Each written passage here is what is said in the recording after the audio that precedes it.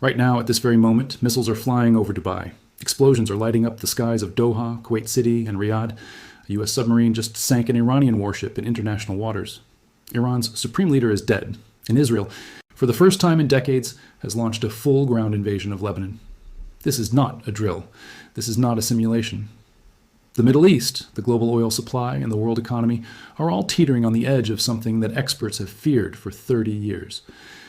And before this video ends, you are going to understand exactly why what is happening right now in the Strait of Hormuz could affix the price of everything you buy, every flight you take, and every dollar in your pocket. Stay with me, because the most terrifying part of this story has not even happened yet. To understand where we are today, you have to go back just 1 week. It was late February 2026. Secret nuclear negotiations between Washington and Tehran had been quietly happening in Geneva. Iran's foreign minister had gone on record calling the talks his, Torek. Peace, for a brief moment, actually seemed possible. Then, in the early hours of February 28th, at exactly 2:30 in the morning ES turn time, U.S. President Donald Trump appeared on Truth Social in an 8-minute video. His message was direct, cold, and absolute. The United States and Israel were launching a coordinated military operation against Iran. Not a warning, not a sanction. A full military strike, codenamed Operation Epic Fury by the United States and Operation Roaring Lion by Israel. Within minutes, the skies over Tehran turned orange. Explosions rocked Isfahan, Qom, Karaj, and Kermanshah simultaneously. This was not a limited strike. This was a campaign designed to do something no military coalition had publicly attempted. PTED in the modern era, force a regime change in Iran. Trump cited Iran's nuclear ambitions, its support for proxy forces like Hamas and Hezbollah, and what he called threats to American national security. But here is where it gets complicated. And this is where you need to pay close attention. The United Nations nuclear watchdog, the IAEA, publicly contradicted the justification, telling CNN directly that Iran was not days or weeks away from a nuclear weapon. U.S. intelligence itself suggested Iran would not have intercontinental ballistic missile capability until 2035. So the question the entire world was asking in those first hours was simple: why now? The answer may lie in what happened in the very first wave of strikes. Because among the targets that night was the personal compound of Iran's supreme leader, Ayatollah Ali Khamenei. He did not survive. In a single night, the United States and Israel had done what seemed impossible.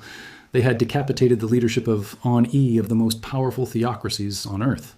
And they had started a war that would immediately drag 9 countries into the fire. Now here is what the headlines are not fully capturing. When Iran retaliated, it did not just strike back at Israel's. Tehran launched what military analysts are calling one of the most geographically broad retaliatory campaigns in modern military history. Iranian missiles and drones began targeting U.S. military assets across the entire Gulf region. Bahrain, Kuwait, Qatar, Saudi Arabia, the UAE, Jordan, Iraq, and Israel, all within the first 24 hours. 9 countries under simultaneous threat. Let that sink in. In Dubai, one of the most modern and supposedly secure cities on earth, Iranian drones struck near the Fairmont Hotel on Palm Jumeirah. Debris rained down on the Burj Al Arab, arguably the most iconic hotel on the planet. Dubai International Airport, the busiest international hub in the world, sustained damage and went into emergency evacuation mode. The port of Jebel Ali, a critical artery for global trade, caught fire. In Abu Dhabi, the Fres, Enshish Naval Base, Camp de la Paix, was struck by drones. An Amazon Web Services data center in the region reported that one of its facility ties was on fire after being hit by incoming projectiles, causing widespread cloud outages. And in a movie that shocked even veteran analysts, an Iranian drone struck the U.S. consulate in Dubai, causing a fire that was captured on camera and seen around the world. Meanwhile, in Doha, Qatar, Iranian missiles targeted Hamad International Airport, one of the world's top-ranked airports. Qatar Airways suspended all flight operations as Qatari airspace shut down completely. In Bahrain, the headquarters of the U.S. Navy's 5th Fleet, the single most powerful UL naval force in the Gulf, came under direct attack. In Kuwait, Iran launched what the IRGC described as 230 drones targeting multi-PL U.S. military facilities simultaneously. And in Saudi Arabia, Iran struck something that sent shockwaves through global commodity markets immediately. The Ras Tanura oil processing facility, the largest oil refinery in the kingdom and one of the biggest in the WORLD. Saudi Aramco was forced to partially shut down operations. The UAE alone tracked 174 ballistic missiles and 689 Iranian drones in just the first 4 days. Most were intercepted, but not all. And even the ones that were shot down left debris that crashed into residential neighborhoods, hotels, airports, and civilian infrastructure. The UAE closed its embassy in Tehran. Gulf stock markets opened in freefall. Kuwait's stock exchange suspended trading entirely.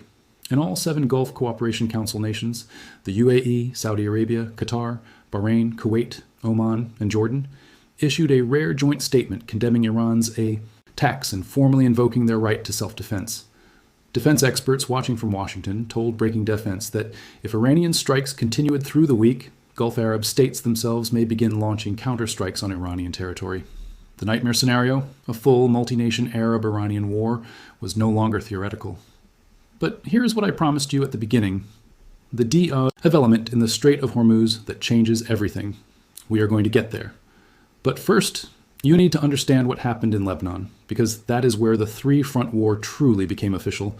Since November 2024, a ceasefire had held between Israel and Hezbollah in Lebanon. Fragile, imperfect, but holding.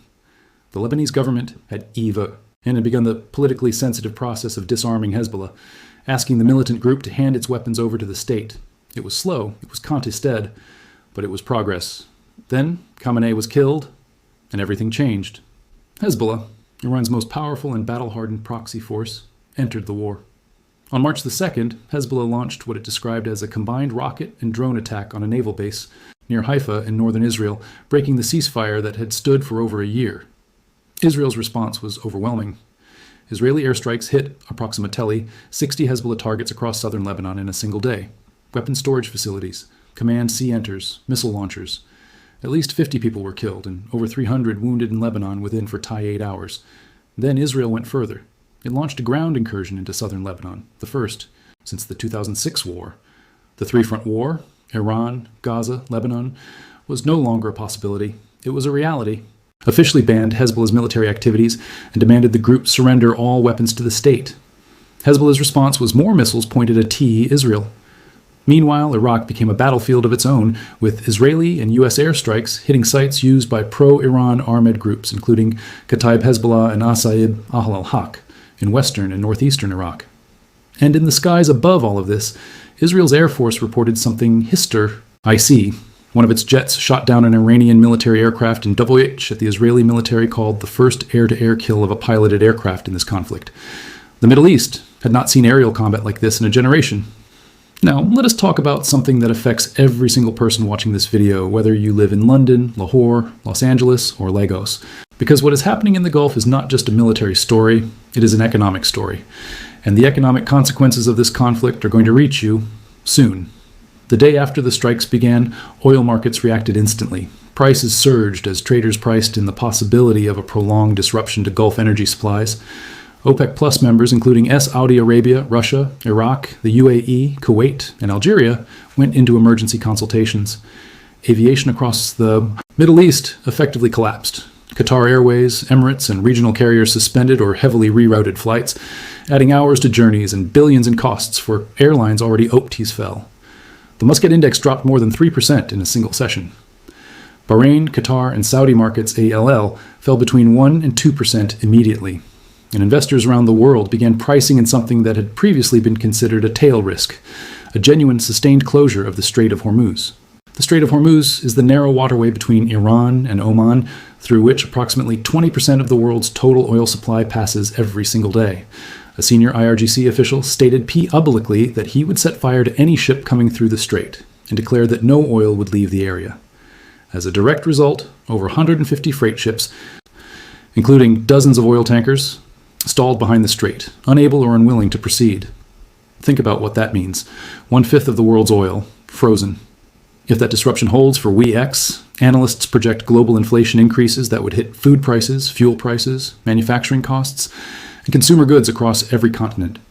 The global economy, which was already navigating a fragile post-pandemic recovery, was now staring at a potential energy shock unlike anything since the 1973 oil embargo. The World Bank and IMF were placed on high alert. Recession risk models spiked overnight. Then the United States did something that escalated the naval dimension of this conflict to a level not seen since World War II. U.S. Secretary Of Defense Pete Hegseth confirmed that a U.S. submarine had located and sunk an Iranian warship in international waters off the coast of Sri Lanka. The White House announced that the U.S. goal was nothing less than the complete elimination of Iran's naval capacity, and claimed that over 20 Iranian ships, including Iran's top submarine, had already been destroyed. The United States Navy was, in effect, dismantling Iran's ability to enforce or defend the Strait of Hormuz from the sea. While that may sound reassuring, military strategists warned that Iran's naval threat was never primarily about warships. It was about mines, fast boats, shore-based missiles, and asymmetric warfare TA-Kitix in shallow Gulf waters. Eliminating Iran's conventional navy does not eliminate the threat to oil tankers. It may, some analysts argued, actually inflame it. Here is where the story becomes genuinely global.